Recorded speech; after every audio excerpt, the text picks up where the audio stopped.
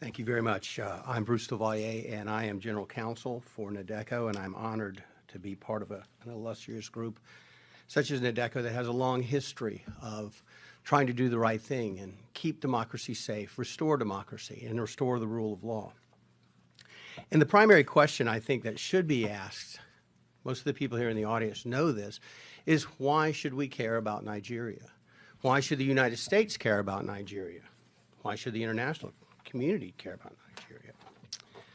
What would you say if I told you that there was a country that has arguably the world's oldest democracy with full participation of all of its members? What would you say if I told you that there is a country where a group of people has the oldest written constitution featuring guarantees for individual freedom and due process in the world? What would you say if I told you there was a country that featured full participation of women in its political system, both to vote and to govern, and they started doing this when Europe was in the Dark Ages, in the 800s? What would you say if I told you there was a country that is consistently in the top 10 of oil-producing nations since the 1980s? What would you say if I told you this same country has never been openly antagonistic or antagonistic to the United States, has never been an enemy of the United States, in fact, has never been an enemy of the West?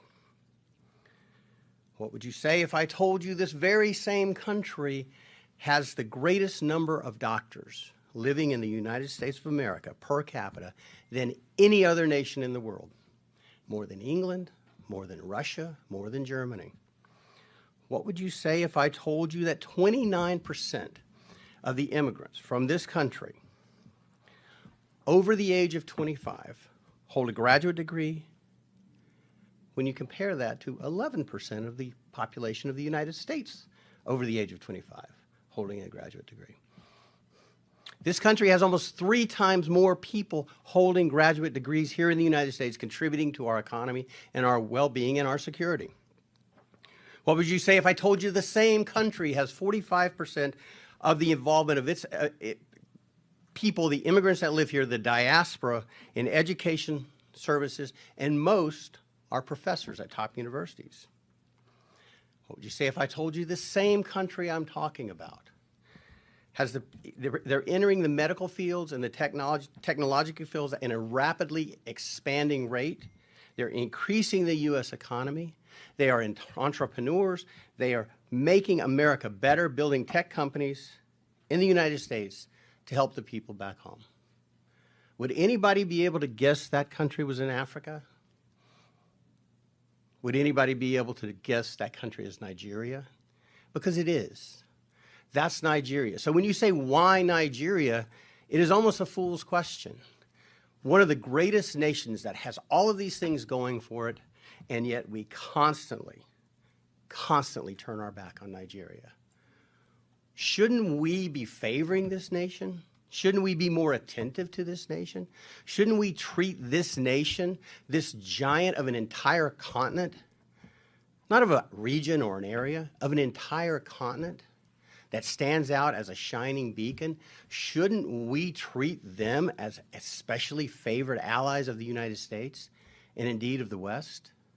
Especially given the insecurity in the world today with issues relating to extremism and energy shortages. Don't you think that this is a nation that the world should readily leap to the fore to protect, to ensure the well-being so it can continue on its pathway to greatness? Yeah, we're talking about Nigeria, the largest nation in Africa.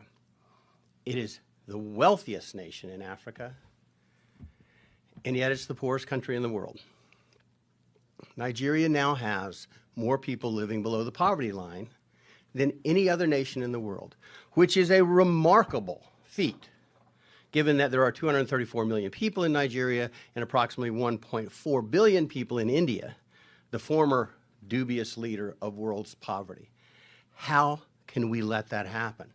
How can we turn our back? How is that possible?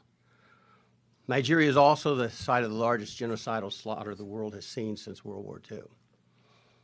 And yet nobody wants to talk about it. Nobody wants to do anything about it. I am here very proud to be involved with NADECO because NADECO wants to do something about that.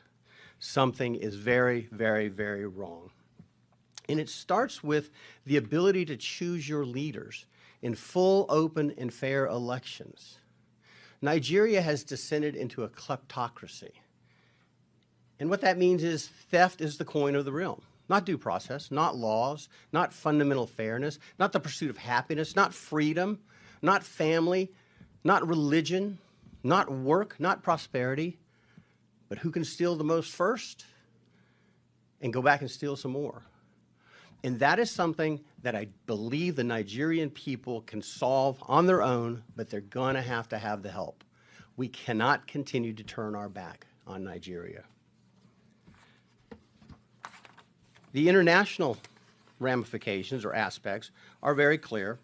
Article 25 of the International Convention on Civil and Political Rights, which was adopted in 1966, became law and active in 1976, was adopted by the United States in 1992 and by Nigeria, fully adopted, says that every citizen shall have the right and the opportunity, without any of the distinctions mentioned in Article 2 and without unreasonable restrictions, to take part in the conduct of public affairs directly or through freely chosen representatives, and to vote. This treaty signed by Nigeria and by the United States, and by the way, in the United States, when we sign a treaty, it becomes the law of the land with certain restrictions. So the United States has to comply with this. Nigeria has to comply with this international edict.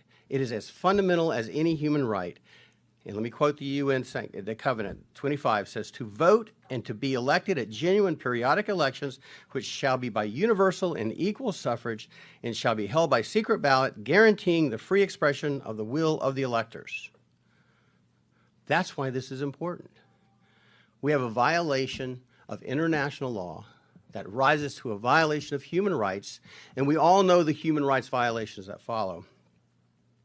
And it's by a nation that we should hold in special favor, that we should hold more closely, that we should take better care of. The fact of the matter is that what was supposed to happen, and again, we are not partisan, NADECO is not partisan, but it appears as though the process, and that's what nations, that's what a democracy is. That's the greatness of America, is the process. It's not the people, it's the process. It's not the result, it's the process. How our government works, how our elections work. And the process of this election in the 2023 Nigerian presidential elections appears to be fundamentally flawed. We believe, NADECO believes, that the February 25 to 26, 2023 election, the results, the hasty announcement of the results, are fundamentally at odds with the Nigerian election laws. And as Dr. Ogebi said very clearly, they didn't just violate rules, they violated their own laws. INEC glorified their efforts to make this the cleanest, the purest, the most transparent and fair election in Nigerian history, in African history. And yet, they violated every single fundamental tenet in every single law. They instituted the bimodal voter accreditation system. You've heard about that, the BVAS. All that is, make no mistake about it, there's a lot on the internet that seems to, people want to believe that when you voted with the BVAS, that recorded your vote and your vote was sent somewhere and it went to a server and it was tabulated.